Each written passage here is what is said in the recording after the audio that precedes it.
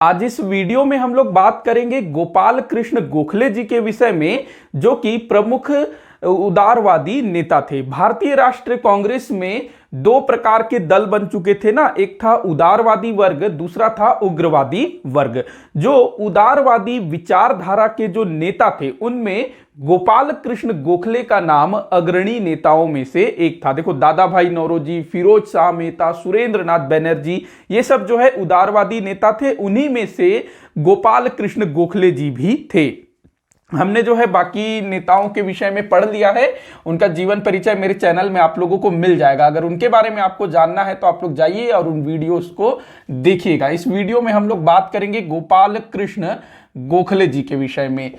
तो जितने भी उदारवादी नेता थे उनमें ये काफी इंपॉर्टेंट थे, प्रमुख नेता थे, और महात्मा गांधी जी इनको अपना गुरु भी मानते थे। महात्मा गांधी जी के अलावा जो अपने जिन्ना थे, मोहम्मद अली जिन्ना, वो भी गोपाल कृष्ण गोखले को ही अपना गुरु मानते थे। मतलब कि देखो, जो जिन्ना है जो पाकिस्तान का निर्माण किए, और गांधी, तो गांधी जी और जिन्ना दोनों के गुरु कौन थे? गोपाल कृष्ण गोखले। और गोपाल कृष्ण गोखले जी के गुरु कौन थे, यह भी पूछा जाता है।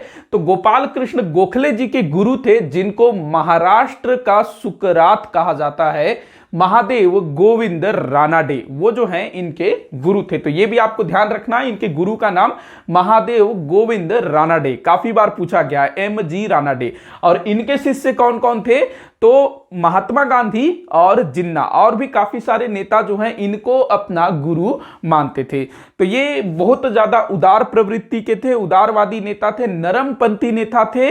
और ये क्या क्या थे? मतलब स्वतंत्रता सेनानी थे, एक स्वतंत्रता आंदोलन, एक राष्ट्रवादी नेता थे, समाज सेवी थे, शिक्षा शास्त्री थे। इसके अलावा वित्तीय मामलों में भी इनकी अच्छी पकड़ थी। इसके अलावा ये जो है उस समय में जो विधान परिषद हुआ करते थे, चाहे वो प्रांतीय विधान परिषद हो, चूंकि ये महाराष्ट्र से आते हैं और उस समय महाराष्ट्र बंबई के नाम से जाना जाता था, तो बंबई विधान परिषद के ये सदस्य रह चुके हैं। इसके अलावा ये जो केंद्रीय विधान परिषद है, मतलब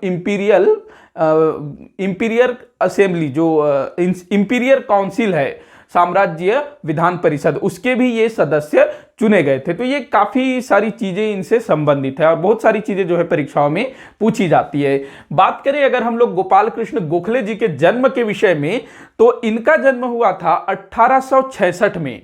कब? 1866 में हुआ था, 9 मई 1866। आप लोग खाली सन याद रखेंगे उतना भी काफी है। 9 मई 1866, रत्नागिरी आज के समय में कहां आता है भाई? रत्नागिरी महाराष्ट्र में है ना। कुछ किताबों में आपको कोल्हापुर भी देखने को मिलेगा। ब्राह्मण परिवार में इनका जन्म हुआ था। इन्होंने जो है 1884 में स्नातक की उपाधि प्राप्त कर ली, BA कर लिया इन्होंने 1884 में। और उसके बाद ये जो है क्या करते हैं, MG रानाडे के संपर्क में आते हैं, महादेव गोविंद रानाडे जी के संपर्क में आते हैं स्नातक करने के बाद। ये भी जो है महाराष्ट्र के ही थे, महादेव गोविंद रानाडे, जिनको महाराष्ट्र का सुकरात कहा जाता है। ये भी आप ध्यान में रखेंगे, महाराष्ट्र का सुकरात किसे कहते हैं? तो रानाडे को, MG रानाडे।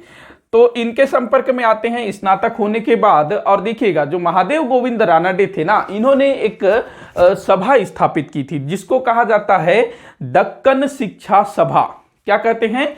दक्कन शिक्षा सभा, जिसको अंग्रेजी में बोला जाता है दक्कन एजुकेशन सोसाइटी। किसने स्थापित किया था? महादेव गोविंद रानाडे ने। दक्कन शिक्षा सभा, अंग्रेजी में क्या बोलेंगे? Deccan education society, Deccan education society.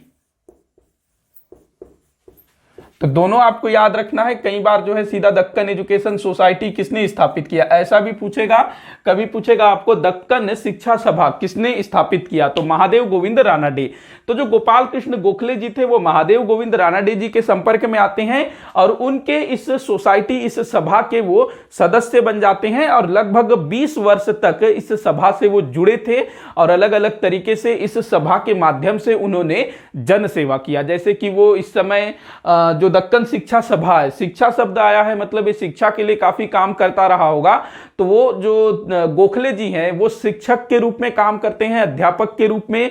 एक कॉलेज स्थापित किया जाता है महादेव गोविंद रानाडे, दक्कन शिक्षा सभा और ये जो गोपाल कृष्ण गोखले हैं, इन सब के प्रयासों से फर्ग्यूसन कॉलेज, ये आपसे पूछा जा सकता है, फर्ग्यूसन कॉलेज।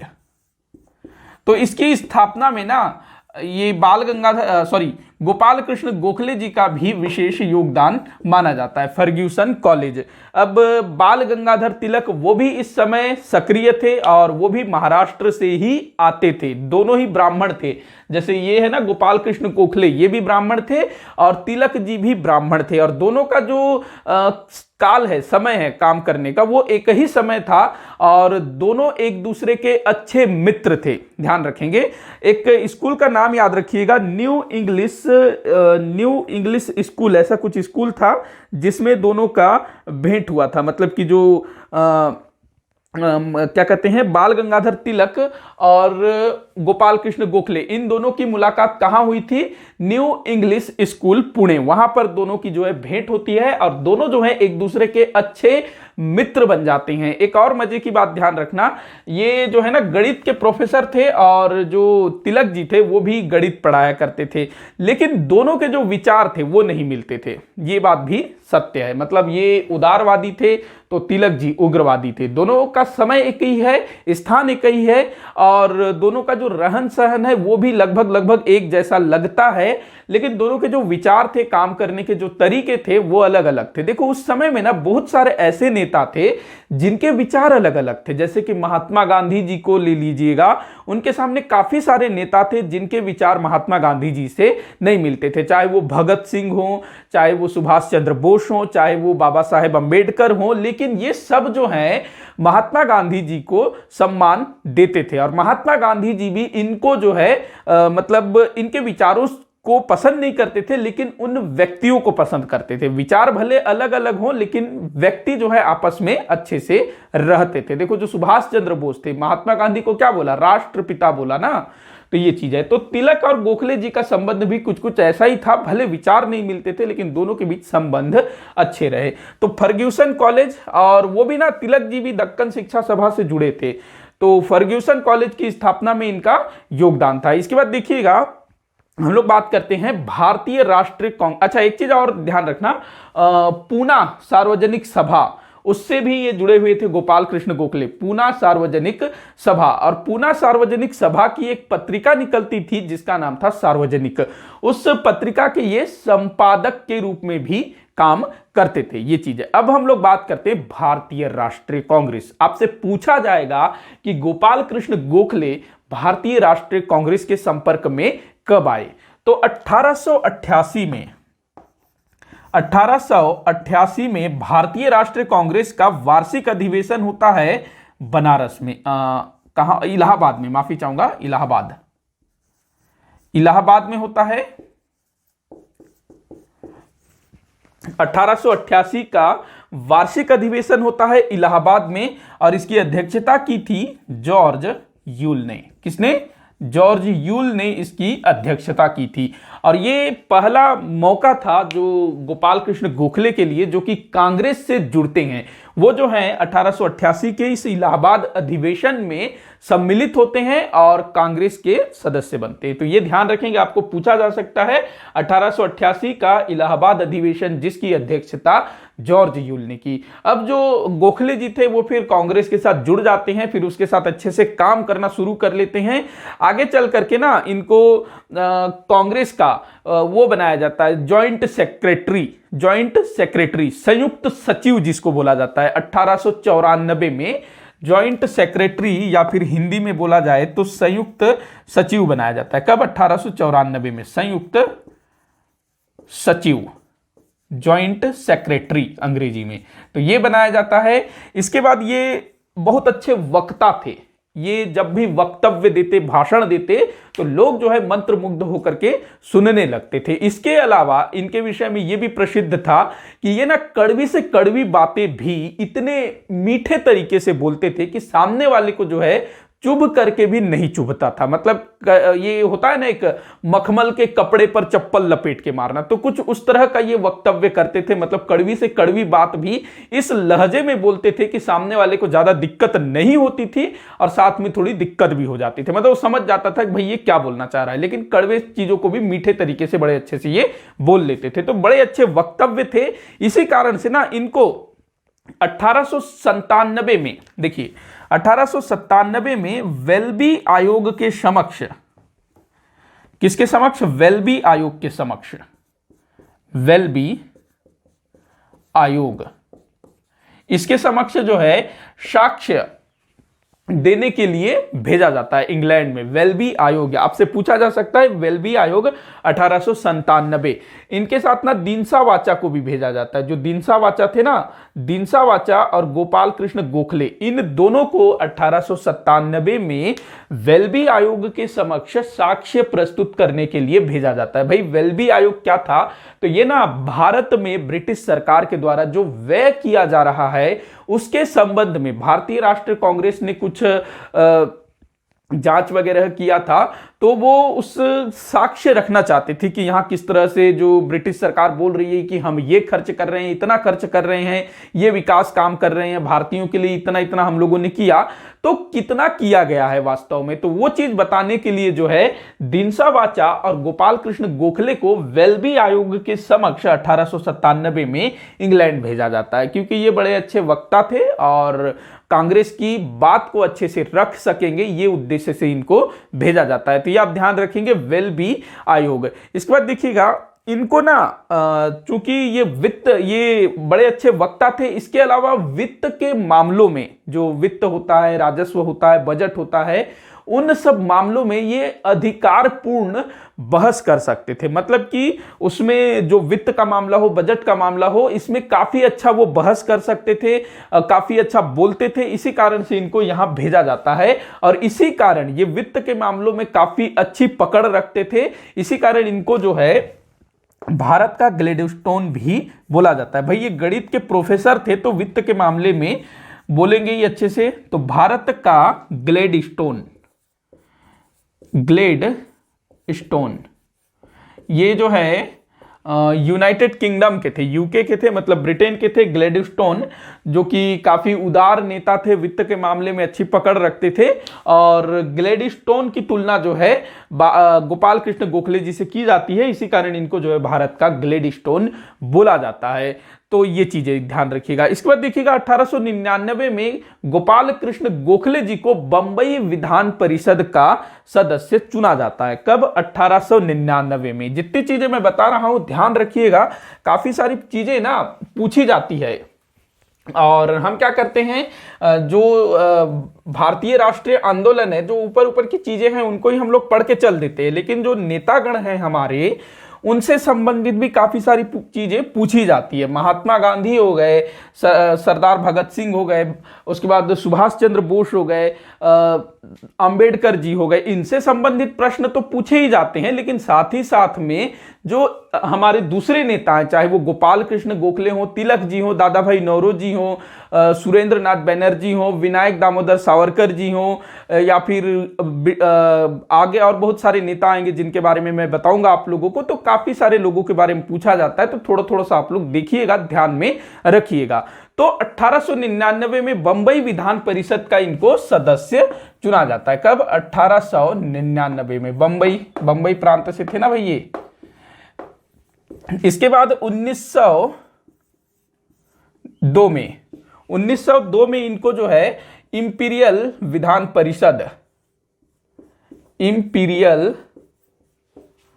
विधान परिषद का सदस्य चुना जाता है। इंपीरियल विधान परिषद का इनको जो है सदस्य चुना जाता है। कब? 1902 में। इसके बाद आगे देखिएगा, काफी सारी इंपॉर्टेंट चीजें हैं, बची हुई है आगे। इसके बाद देखिएगा, याद रखेंगे 1905 में कांग्रेस का अधिवेशन होता है बनारस में, और उसकी अध्यक्षता किसने की थी?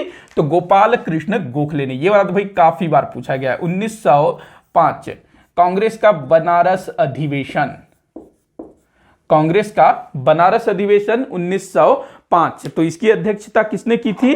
अपने गोपाल कृष्ण गोखले जी ने। बार बार मेरे मुंह से बाल गंगाधर तिलक जी का नाम आ रहा है।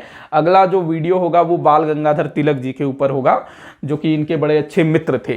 तो 1905 में बनारस में होता है कांग्रेस का अधिवेशन। अच्छा, बनारस अधिवेशन में ना जो तिलक जी थे और उनके जो सहयोगी थे वो लोग जो है स्वदेशी आंदोलन और जो बहिष्कार आंदोलन है उसको पारित करवाना चाहते थे। लेकिन यहां पर जो गोपाल कृष्ण गोखले थे ये थे बड़े पक्के उदारवादी। भले ही सामने इनका मित्र हो, कोई भी हो, ये अपने सिद्धांतों के साथ दगा नहीं कर सकते। तो ये जो है वहां पर पास होने नहीं देते उन प्रस्तावों को। तो ये चीज था। अब देखिएगा, ये दक्षिण अफ्रीका भी जाते हैं। दक्षिण अफ्रीका जहां पर महात्मा गांधी जी अपने स्तर पर आंदोलन चलाए हुए थे और वहां पर वो उनसे मिलते हैं, उनके कार्यों को देखते हैं, उनसे बड़े प्रभावित होते हैं।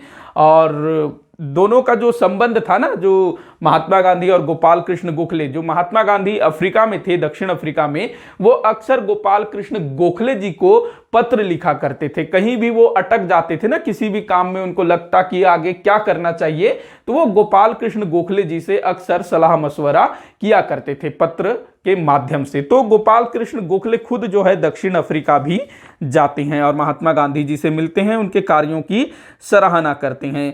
1905 में इन्होंने, जो गोपाल कृष्ण गोखले हैं, इन्होंने भारत सेवक समिति नामक एक संस्था गठित की। कब? 1905 में। ये भी काफी बार पूछा गया है। 1905 भारत सेवक समिति, इसी को अंग्रेजी में बोलेंगे क्या बोलेंगे? Servants of Indian society. Servants of Indian society इसको बोलेंगे हिंदी में, सॉरी इंग्लिश में। सर्वेंट्स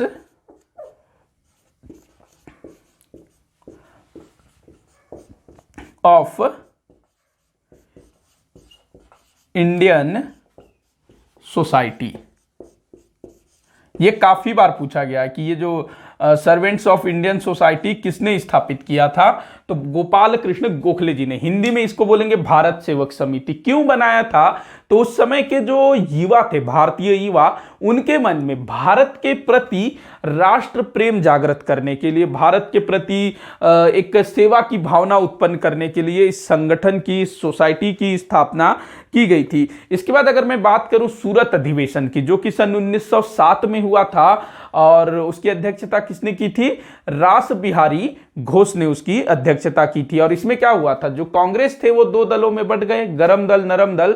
और जो गरम दल का नेतृत्व कर रहे थे बाल गंगाधर तिलक, और इधर जो नरम दल के जो अग्रणी नेता थे उनमें गोपाल कृष्ण जी का नाम सबसे ऊपर था। तो यहां पर जो है ये पूरी तरह से जो है कांग्रेस जो है नरम दल वाले नेताओं का बन जाता है। मतलब कि कांग्रेस में जो है नरम दल वाले नेताओं का वर्चस्व स्थापित हो जाता है। देखो, जो गोपाल कृष्ण गोखले जी थे ना, इनका मानना यह था कि भारत में अंग्रेजों की सत्ता बने रहे। देखो, जितने भी उदारवादी नेता थे वो ब्रिटिश सत्ता का समर्थन करते थे, ब्रिटिश सत्ता को उखाड़ फेंकना नहीं चाहते थे, उसको बने रहने देना चाहते थे।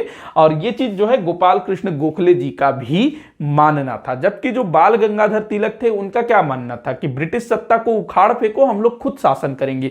देखिए, जो गोपाल कृष्ण गोखले थे और दूसरे उदारवादी नेता थे, इनका यह मानना था कि अभी भारतीय सत्ता संभालने लायक नहीं है, प्रशासन या फिर शासन संचालन के लायक नहीं है। अगर अंग्रेज चले जाते हैं तो क्या होगा? पूरे भारत में अव्यवस्था उत्पन्न हो जाएगी, एक गृह युद्ध का माहौल छिड़ सकता है। इसीलिए अंग्रेजों की सत्ता अभी बने रहे, हम लोग जो हैं अंग्रेजों के संरक्षण में संवैधानिक तरीके से कुछ सुधार करवाएंगे और नौकरियों में हम लोग जो है भारतीयों को अधिक स्थान दिलवाएंगे। जो विधान परिषद है उसमें भारतीयों को अधिक से अधिक स्थान देते जाएंगे। तो धीरे धीरे क्या होगा कि अधिकांश नौकरियों में भारतीय ही होंगे, विधान परिषदों में ही भारतीय होंगे।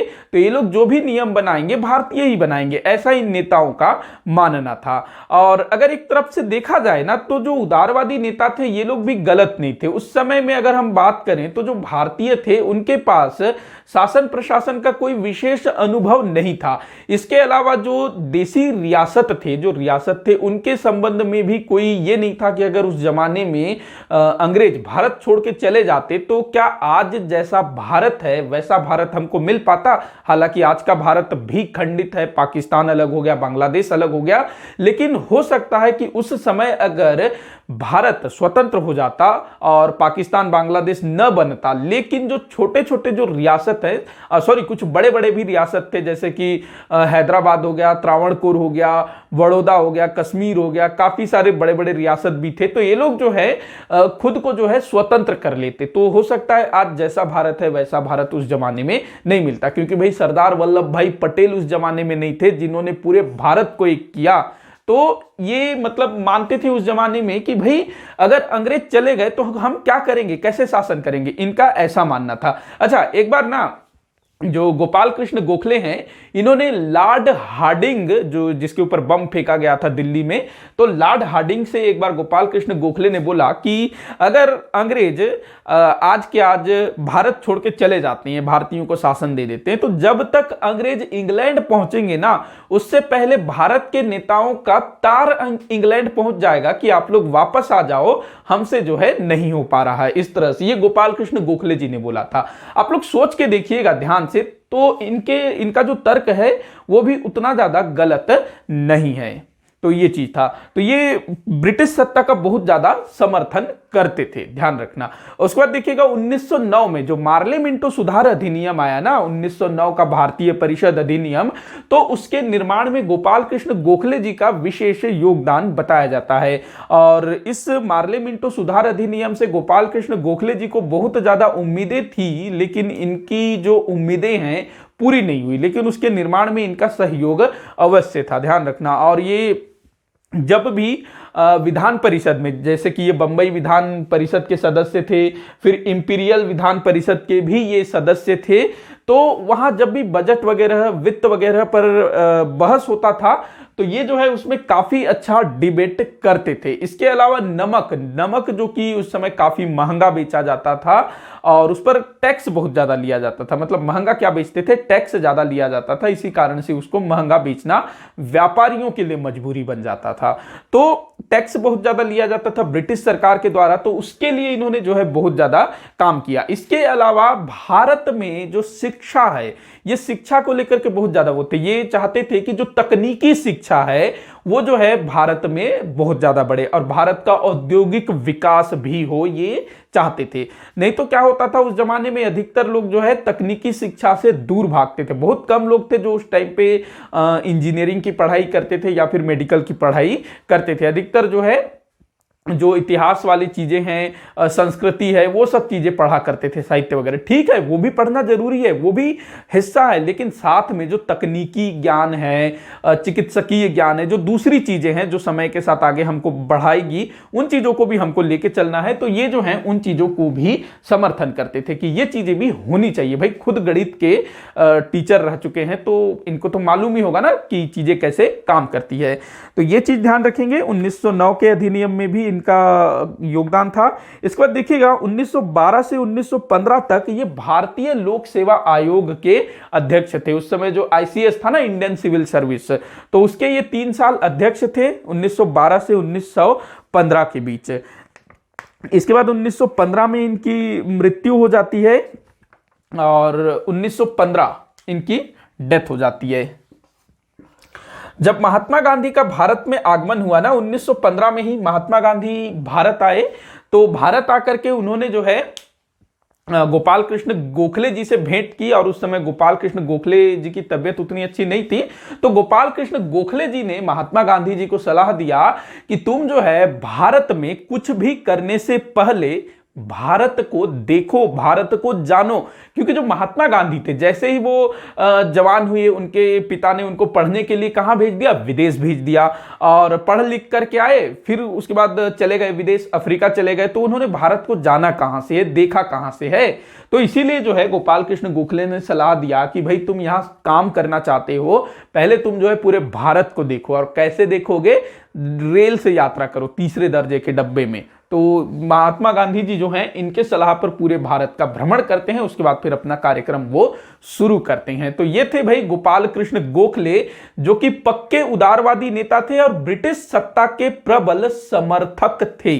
ध्यान रखना, अगले वाले वीडियो में हम लोग बाल गंगाधर तिलक उनके विषय में जानेंगे, जो कि इन्हीं के समकालीन थे और दोनों का जो कार्यक्षेत्र था, दोनों का जो क्षेत्र था वो लगभग लगभग एक ही स्थान पर था।